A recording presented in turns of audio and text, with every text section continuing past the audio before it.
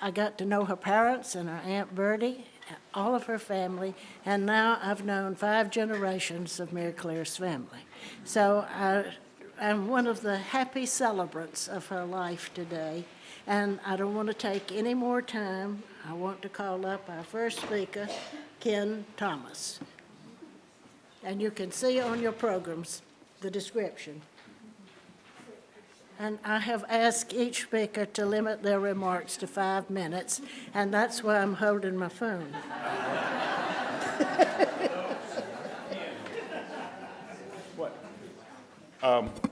Can everybody hear me? Okay. It's a pleasure to be here, to be invited to honor Mary Warren, MBW, as I referred to her in our emails together. I know when I was asked to write a column for the Atlanta Journal on genealogy 46 years ago, I called Mary Warren, who I obviously already knew, and asked her advice, and she said, well, certainly, just don't do it for free. So she had experience earlier working for the Athens paper, doing her column that morphed into Family Puzzlers. I just wrote down a few words a few weeks ago when this came up. She was an advocate, and I know she was champion of a lot of causes. I remember her going to the courthouses with the Georgia's Open Records Act in her purse to be sure she could show it to the court clerk, to be sure he or she understood she meant business. And one thing about Mary Warren, she meant business. She was nobody's pushover, and she definitely was going to let you know if you had erred. As Charlotte mentioned, she was a mentor. She was a mentor to me and a number of other people that in our genealogy groups. She was always willing to give you some advice and steer you the right direction.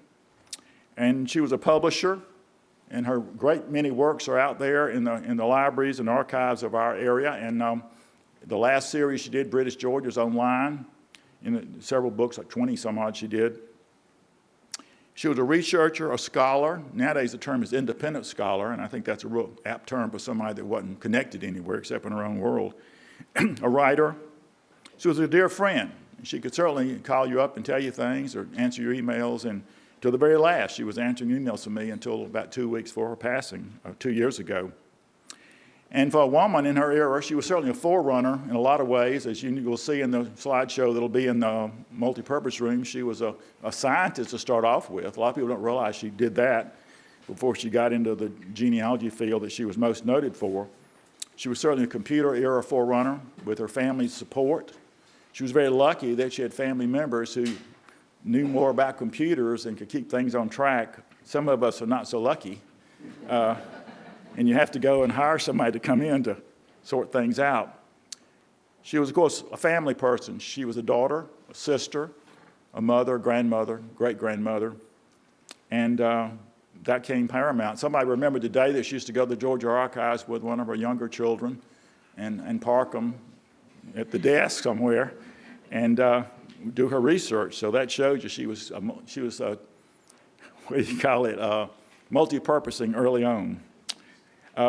She was a great traveler. You know, when she went to England to do her research, at least with the James Wright Project, which I was involved with in the last 15 years, she would take the Queen Mary with one of her children, and she would ride over in luxury and then get herself together and do her research in England at the British Archives. There are several British archives you go to over there, and she went to all of them and tried to advance and let them know she was coming. And several times she would email me en route, and I would send her something new I'd found, and she'd get to the British Library or the National Archives of England, 2 separate places, and they wouldn't have what she wanted, and she already reserved it. And so she would email me while she was there. 6-hour time difference, I'd turn around. And for me to get up at 6 in the morning to email anybody, it's a big deal. But with Mary, you did it, and so I would email her the information and say she had it right there to take to them again to say, where is this information? Because you promised me you'd have it ready. So I'm sure they welcomed her with open arms on her next visit. She was always very helpful to many people, and that's one of the members of the archive staff remembered how helpful she was to anybody she encountered along the way, that she was always willing to advise people and point them in the right direction. She was, you'll see in the slideshow, she was a rock collector. That was what somebody else remembered running into her in Utah, where she was actually out there with one of her daughters rock collecting in her later years. Like I said, knew her over 46 years ago. Not sure when I exactly met her, but when I got out of the Air Force 50 years ago, I subscribed to Family Puzzlers, and the first issue I got, this is how life goes. You can't change anything. And the first family puzzler I got in the summer of 1973 had the family Bible in it. And we used that to get one of my cousins in the DAR. But if my subscription started 1 week later, Family Puzzles came out every week, so you wouldn't go back and read the last 10 years. So if I'd missed it, I would have missed it forever. But it was there, and it's a very important thing. We have lots of fond memories. Y'all see in the slideshow how many times Mary was honored. But we honor her today because she was a dear friend to all of us, and we miss her. It's been 2 years, but her emails will live on, her research. And I still have a lot of emails on my computer that I've not found the proper place for them yet. So she's probably sending us a message that we need to get our act together. And she was lucky enough, even though she passed on, that she had time to get her stuff together and get it donated properly. And she was lucky to have her family support her and know a lot about what she did and to go with her on her various traveling adventures. So she's on a whole new adventure now. Thank you.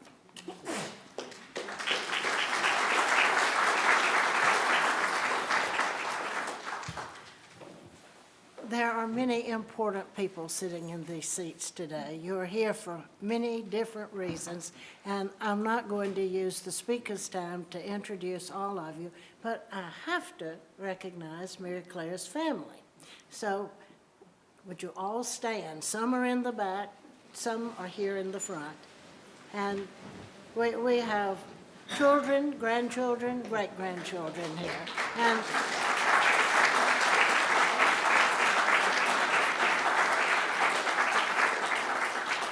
And we have her brother Emmett, who is the surviving member of her siblings. We also have another person who meant a lot to Mary Claire, particularly in regards to Mary Claire's last big project, which was about the Athens artist Mary Jett Franklin.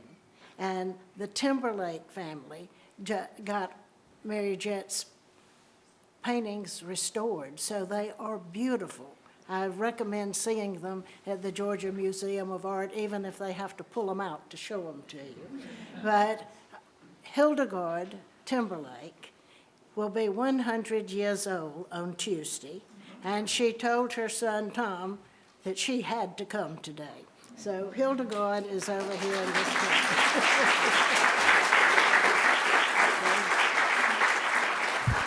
Okay. All right, and I would have to remind all of our speakers, including me, that we need to be near the mic because this is being recorded and it will be online later, that you can go back and look at it again. But if you get away from this, we're just going to see your mouth moving and we won't hear the precious words you're saying. And now it's Laura Williams Carter, who will speak about Mary Claire locally.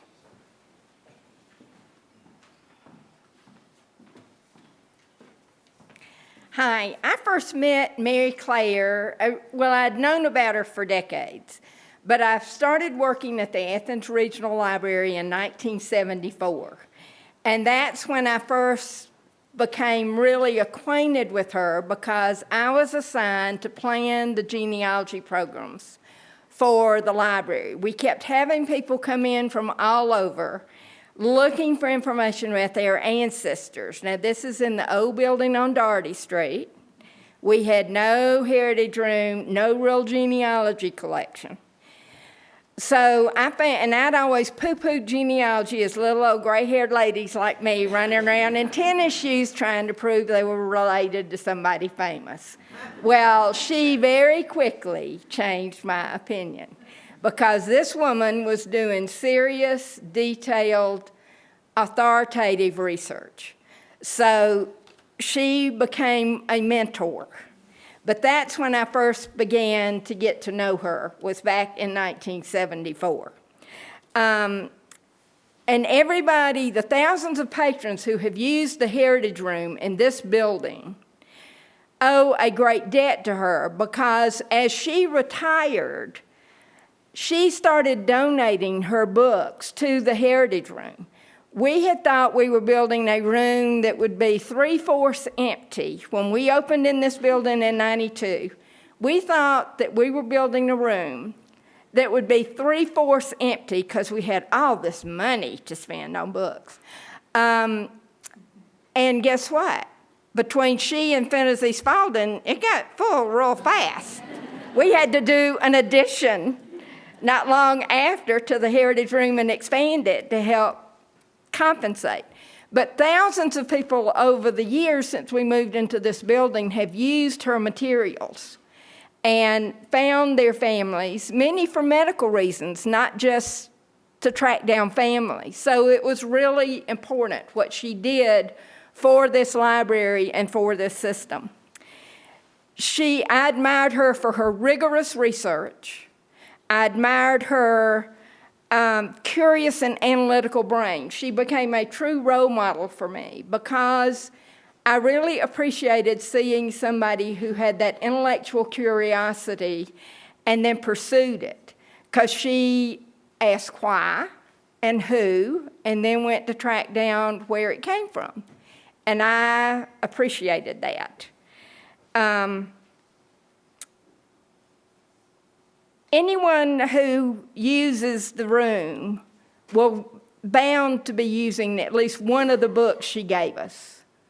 So I just want to tell you that she is greatly appreciated. She helped me in my research. As Ken said, when you had a question, you could always contact her. The thing that was different about her when I started in this, she was one of the genealogists who really knew what they were doing and who was publishing, who was not hoarding information. She had a generosity of spirit and of mind that is kind of unequal. She was willing to share whatever she knew with anybody who asked, and that is really unique, and particularly was unique back in the 70s and 80s when people who knew something wanted to be the only ones who knew it. So I really appreciated her. And I see Kayla and Steve, both from the Georgia Archives, who are nodding, because that's the way it was. People, if they knew it, they were holding on to it, and they weren't sharing with anybody. Well, that was not her. So that is my experience of Mary Claire. I miss her. I cannot tell you how much she meant to my professional development and helping to build the Heritage Room into one of the really good genealogy collections in Georgia.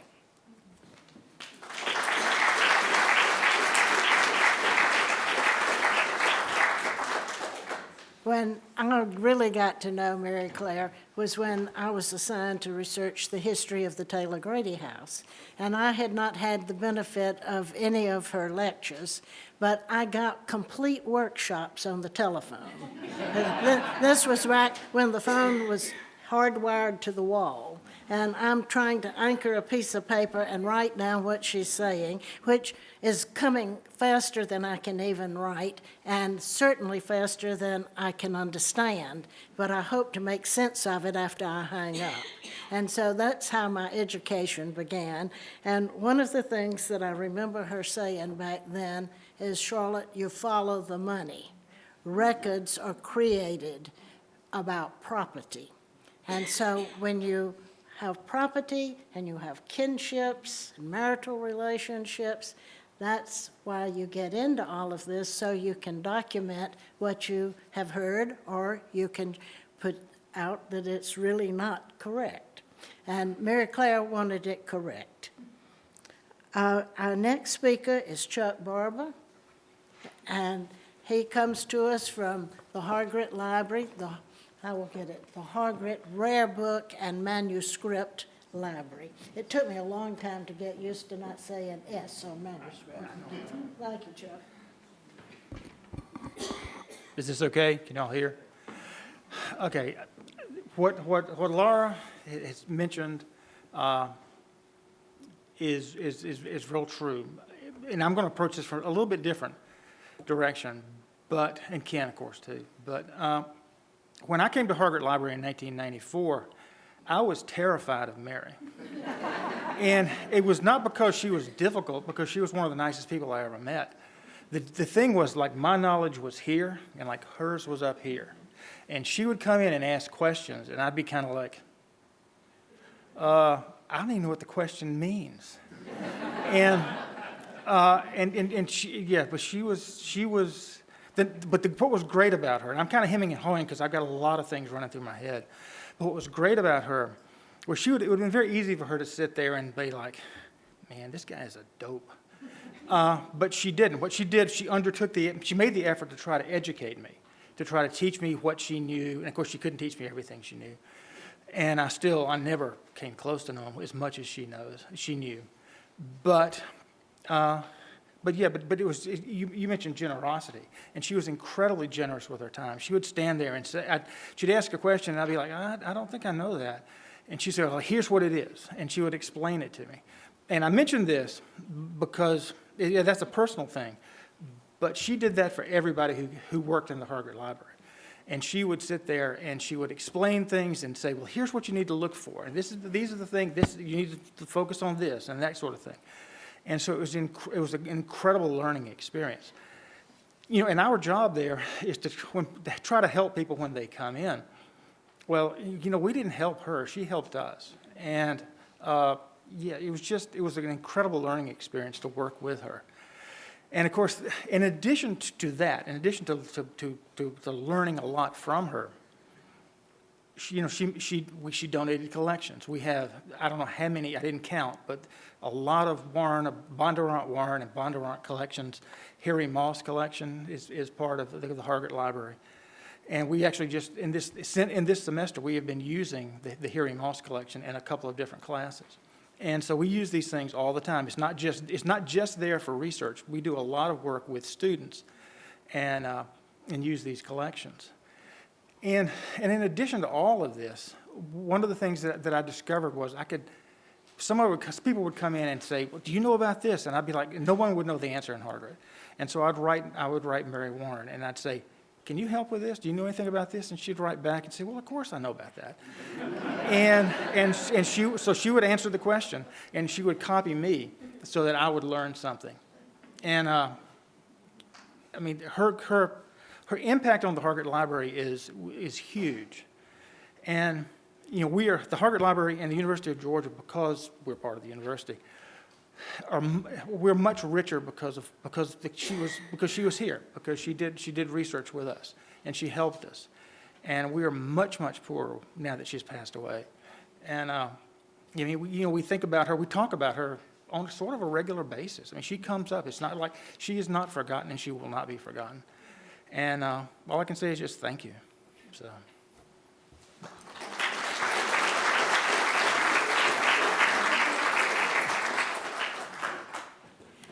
And I tried to be perfect in preparing for this, but I fall short of perfection. And I left out the name of my next speaker, Stephen Brown, who has agreed to forgive me and speak after all, because he has some wonderful anecdotes. Stephen Brown, who retired first from the university archives and then had a second career in the Hargrett Library. So all of us used to go to Stephen and say, we need this. Thanks, Charlotte. Well, so many roles we could look at with Charlotte Marshall, with Mary Bondurant Warren. See, everybody gets confused, Charlotte. The one role I would think of her in is that of journalist historian. Digging, researching, fact-checking, correcting, and then, most important of all, publicizing, getting word out on what she had found out. And that's a role I think many I see in this room could fill or are filling also. So historian journalist. Now, I met her, as we've heard from Ken, she was a journalist, started as a journalist, and I met her as a journalist, albeit at a 40-year remove. I was the new kid at Hargrett, and I was waving around a 1964 article from the Banner Herald, showing it to my new friend, Charlotte Marshall. It was discussing a burning of a house in Cedar Creek. And living on the east side, I was fascinated by this house. And I said, this young woman in this photograph here standing next to the burnout cellar, I wish I could have met her, Mary Warren. And Charlotte Marshall, of course, smiled as she so often does and said, good as done.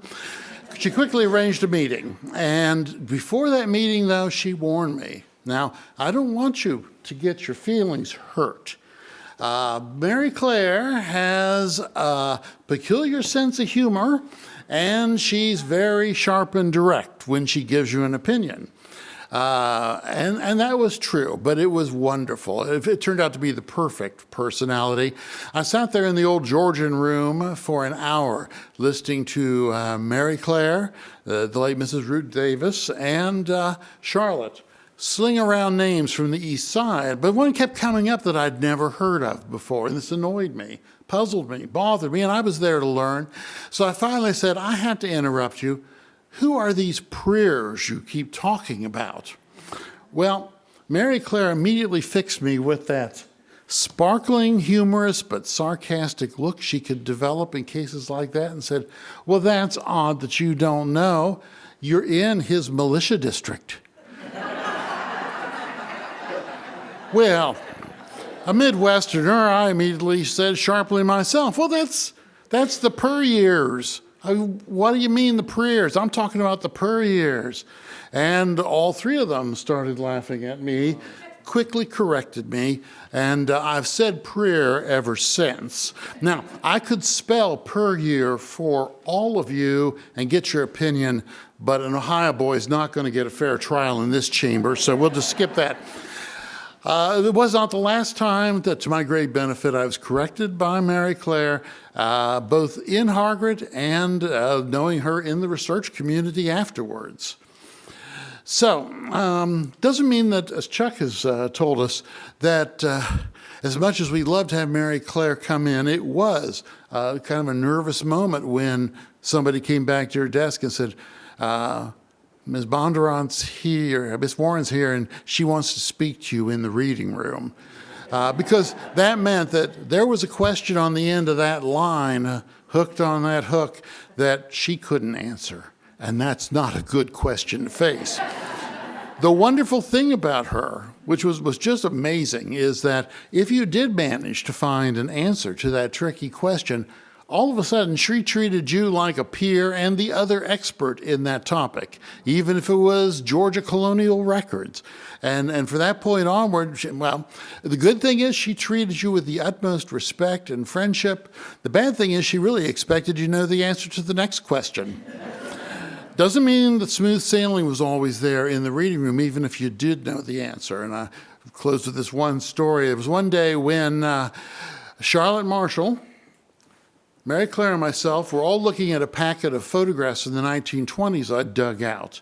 And we were going on and on and on and having a raucous good time discussing, interpreting, what are in these ancient photographs?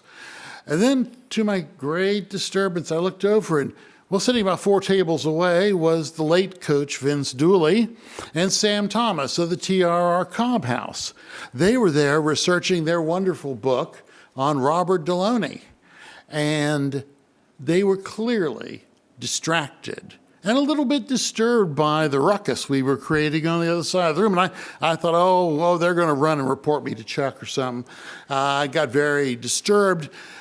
I shouldn't have been, because shortly after we wrapped up, and immediately they saw the two of them, Charlotte and Mary Claire, and rushed over to say hello to Coach Dooley and Sam Thomas.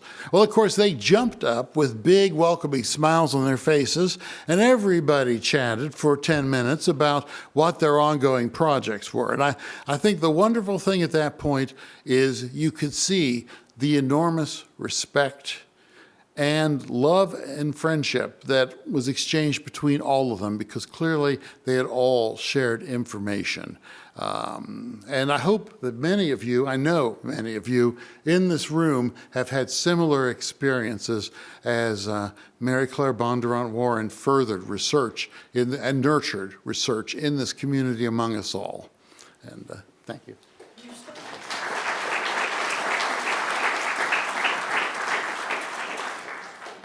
Stephen had warned me that he tends to go over time. But didn't he do a neat job of that? A neat job. All right, next I would like to introduce Kayla Barrett of the Georgia Archives, and she is the Deputy Director. And Kayla, if you will come up, please.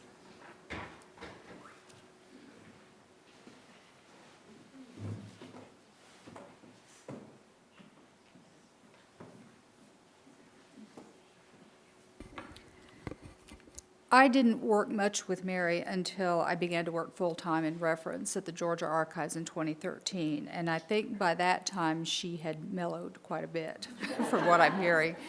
And I also had the advantage of email, which if she emailed me, that gave me time, didn't put me on the spot, and that gave me time to research the answer before I responded to her. But she was working on various transcription projects of archives records through the years, and she would visit and check the originals and take that back with her and work on her transcriptions.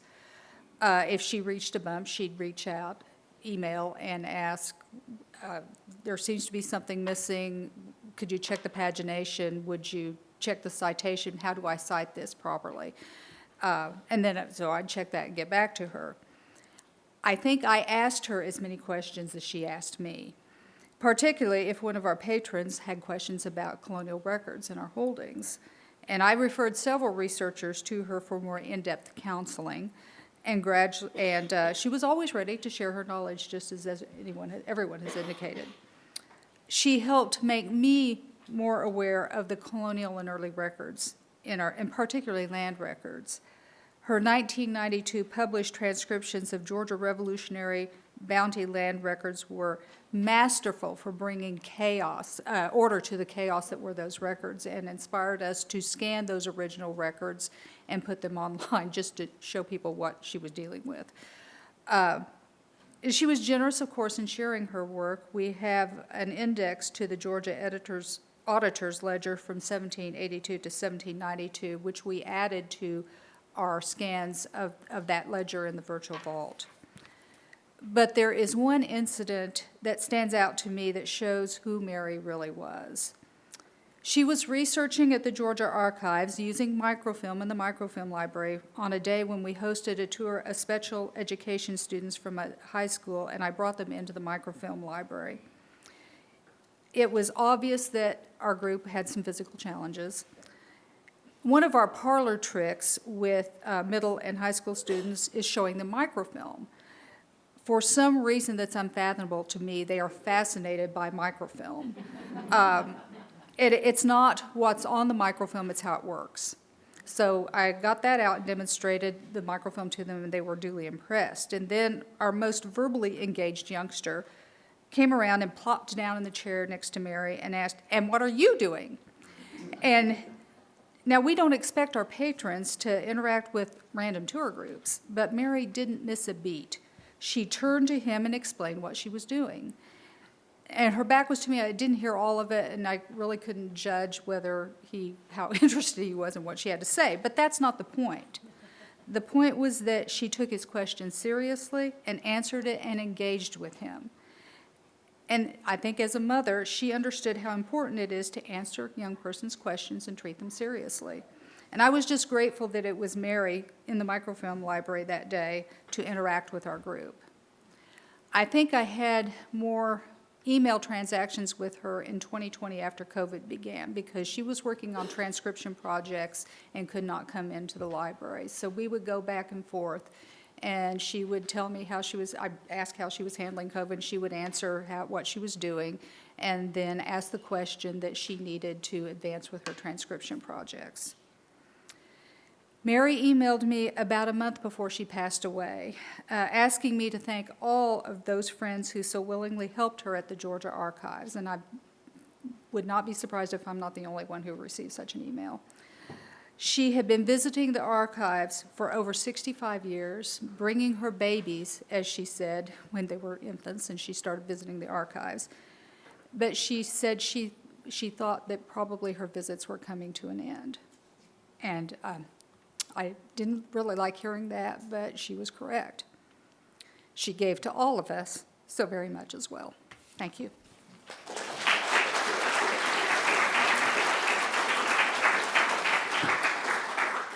And now we have Steve Angeron. Did I get it right, Steve? I told him I was from Southwest Georgia and not from France. Steve is retired from the Georgia Archives.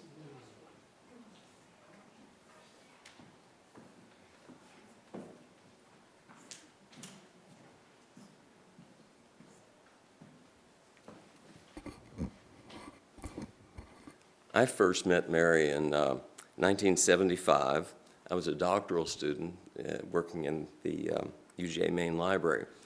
And about a year before, I had written a paper with Dr. Louis Divorcey in geography on the land distribution through the 1805 lottery in the 5th District of Baldwin County, original Baldwin, which became Morgan County.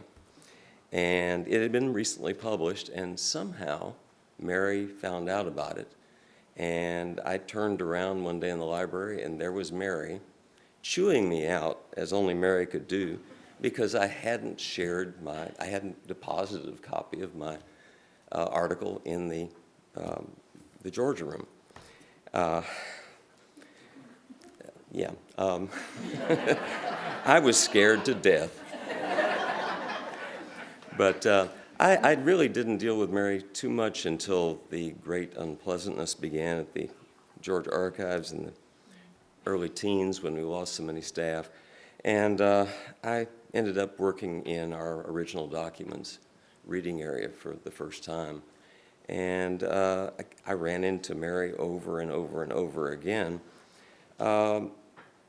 She was pleased that I actually had some background. I had been Ken Coleman's graduate assistant in the early 70s when he was working on publishing the Candler's colonial records, the volumes that had never been published. And so he had me going through microfilm, matching up microfilm of records from Great Britain with the various transcripts. And so I learned about British record keeping, and I learned about handwriting, and all of this proved helpful when Mary had questions. I spent hours helping her decipher tough passages, to locate sources, and even determine how certain records ended up at the archives.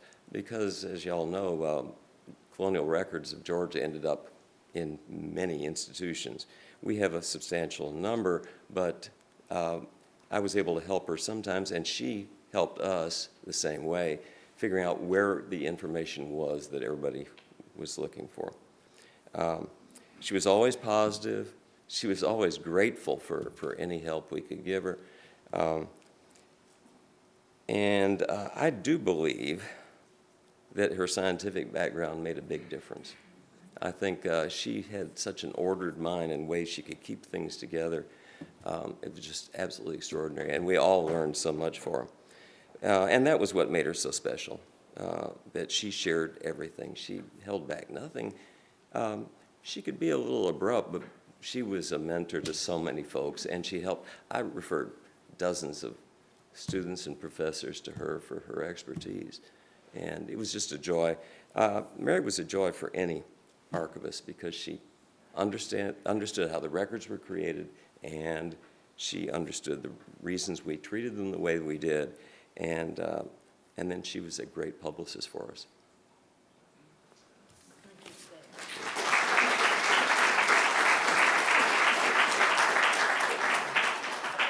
I have one Georgia Archives anecdote left over from the Hull Award when Dale Couch told about Mary being in the reading room with original documents where you wore white gloves and you didn't touch, or you didn't write on things. And there was a member of our General Assembly in there using some of the original records, and the staff had to keep reminding him not to touch those things because he wasn't used to having to keep his distance. And finally, Mary got up and walked over to him, and she said, "A lot of people other than you and I are going to need to use these records in the future, so we need to help preserve them." And completely chastened, he kept his hands off.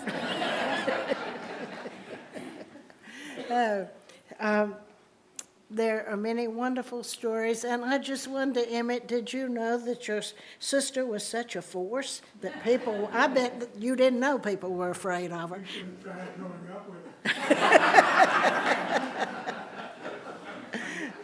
And now I want Tom Timberlake to come tell about his experience and his mother's experience and his late father's experience with Mary. And he has the nice, long, limber legs that he can just step up on the stage. Thank you, Hello, everybody. Thanks for giving me the opportunity to talk with you all today. Mary Warren was a wonderful woman. Unlike many of you who knew her for a significant portion of your respective lives, I only met her in the autumn of her life in 2015, when my family sponsored the restoration of several paintings by Athens artist extraordinaire Mary Jett Franklin, who lived during the last half of the 1800s and early 1900s. Mary Franklin's paintings were in storage for many years at the Georgia Museum of Art here in Athens prior to recent restoration. As far as names go, I think many of you knew her as Mary Clare. I knew her just as Mary Warren or Mary Bondurant Warren. Similarly, for me, some folks call me Tommy, others call me Tom, or Thomas, or Pond, depending upon when in my life I met them and what the occasion was in life for each name, whether it was growing up in Athens as a kid, in the military, or at my civilian job after my military career. Well, subject to my clouded memory of many nice events and interactions associated with Mary, I think my family and I were first introduced to her in 2015 at the unveiling of the first restoration of Mary Franklin's art at the Georgia Museum of Art. I first noticed Mary on that day as an elderly lady of distinction. That's the best way that I can put it. You know, when there's someone in the room and the presence is felt, but not in a domineering way, but in a graceful way. She and I were introduced to each other, and we talked briefly then. And I did not know anything about her background at the time, but I do recall then that she was nice and gracious. That was when she was well into her 80s, and my mom was correspondingly well into her 90s. And Mary received my mom so warm and nicely. So as you can see, my family and I were late bloomers when it came to developing our friendship with Mary and her family compared to most of you here today. I'm not sure what the first spark was that got us all together, that is Mary's family and ours, but I'm so thankful it happened.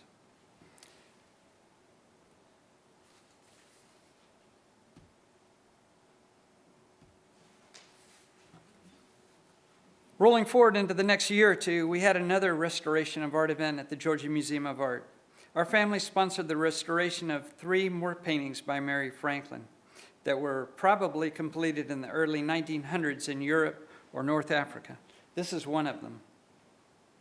Georgia Museum of Art has a wonderful registrar, Christy Sinkskin, who spoke during the event, and then the head, Dr. Bill Island, gave a very interesting art history lesson regarding the paintings. A few other staff members also gave their remarks. Then I think I asked anyone in the audience if they had anything to say. Well, note here, if one casts some bait out to the audience and solicits a few off-the-cuff words, and you get a bite from one of the audience members, it can turn out one of 2 ways. Usually it turns out either really, really good or really, really bad. Well, both Charlotte and Mary Warren were in the audience that day, and they bit. Oh, thank goodness they bit, because they were on the really, really good side of the spectrum. Both of them added their southern charm and nice anecdotes to what the prior speakers told us. Mary gracefully explained who Mary Franklin was as a person and about her extraordinary career as not only an artist, but as a single independent woman who traveled abroad numerous times during her life in the late 1800s and early 1900s. You could tell her high interest and intellect on the subject, and she was able to express a lot of keen analysis of Mary Franklin as an artist and independent woman during that time. Mary was observant and situationally aware not to dominate the event, even though it was evident she could easily have done so just because she knew the subject matter so well. That's when it was readily apparent she was a very smart and special woman. Thereafter, we stayed in close contact and became nice friends. She had a great interest in artist Mary Franklin as an individual and woman, and shared so many interesting details of her life and art. She, quote, found, unquote, additional Mary Jet Franklin paintings in the months and years to come. I was amazed at what she discovered in her research. It was like mining for gold and hitting a vein of gold and following that vein as far as it could. And when that vein faded, she went back to where it forked and found other leads and dug, more gold. But the veins in this case were leads from all kinds of historic records. Leads found from research and a knack, I guess, of knowing where and how to look. Then the Greff family from France, who live in France and possess a Mary Franklin painting themselves, contacted Mary and the Georgia Museum of Art because I guess they saw on the internet the big Mary Franklin footprint, so to speak, Mary Warren created with all of her tireless research. That led to another relationship with Mary and the Greff family, and they soon visited from France. During that visit,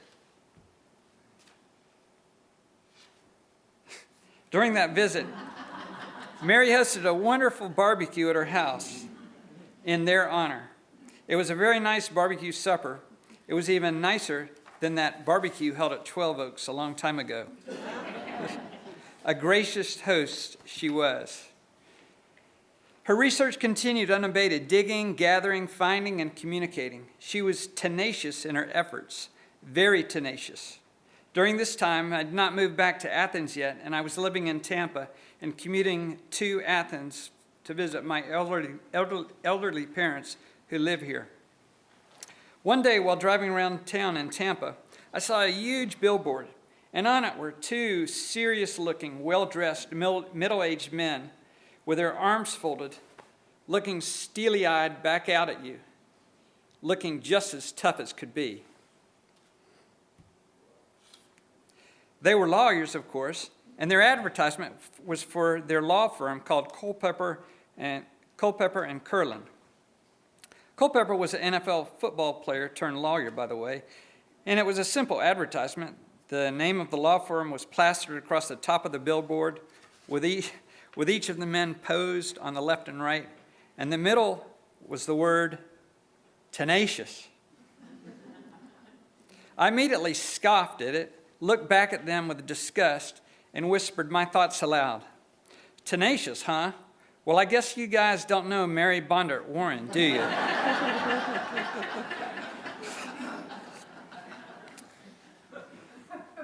It's sort of funny, but think about it for a moment. A middle-aged man like me looking at other middle-aged men on the advertisement who claimed they were tenacious and immediately discounting their level of tenaciousness for that of an 80-something-year-old woman. So when I learned that she got her degree in physics in 1950 and then worked at the Oak Ridge National Laboratory, I was impressed, but not surprised, because by then I knew her, and if anyone could punch their way into a professional world largely dominated by men at the time, it would have been her. She not only punched her way into a male-dominated career, but also punched her way into my mindset, creating a new benchmark for me on being tenacious. It's a little hard to explain, but that's the level of one of the impressions she left on me. But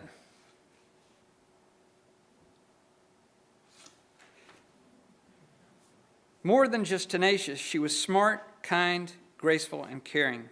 So today she lives on in me, and likewise, I think, in all of us here, with bountiful talents and qualities we remember. Mary, my family, and I are honored to know you and call you our friend. Happy birthday.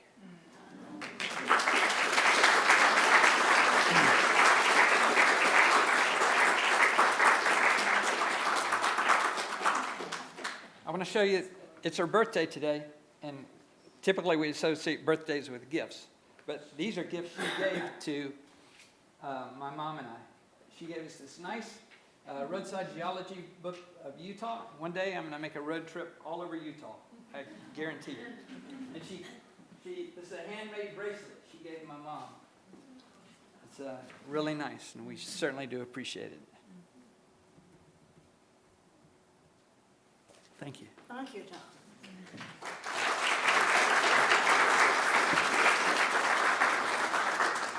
And I'm wearing one of her bracelets today, too. And I could have worn one of her silk screen scarves, but it didn't match the hot pink. And the hot pink is in memory of her also. And the colors that we are using, those are her favorite colors today. Is Lee Epting in the room yet? He's good, Lee. I was looking that way, the wrong way. Okay, I'm going to let Lee come. But while Lee's coming, I want to tell you that one of the things that I always say on my tours of Oconee Hill Cemetery is that as long as we are remembered, we yet live. And Mary Bondurant Warren yet lives.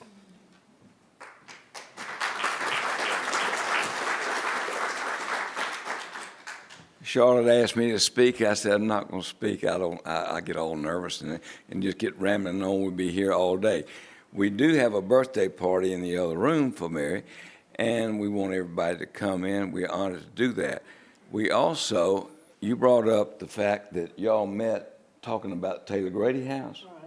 Right. We're going to take this 1 second to tell you that this lady is helping very much what we all need to help to save the Taylor Grady House. We won't go into that now, but we've started a foundation, and the first donation has been made in Mary's behalf for her birthday. So we have the first $1,000 donation that was given today for her birthday. In memory of that, we're going to make this foundation go. We're going to save this house because of people like this that are tenacious. And people like this that are tenacious. Everybody come back in.